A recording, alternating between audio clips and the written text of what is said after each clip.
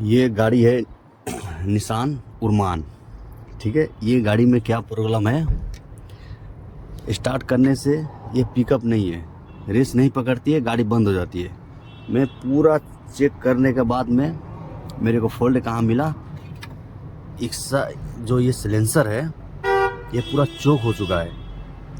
इसका जो मटेरियल जो अंदर होता है वो पूरा चोक हो चुका है। अब इसको खोलेंगे, क्लीन करेंगे, इंशाल्लाह देखेंगे सही हो जाएगा। तब तक मेरे वीडियो में बने रहिए। Thank you. देखिए पूरा गल गई है।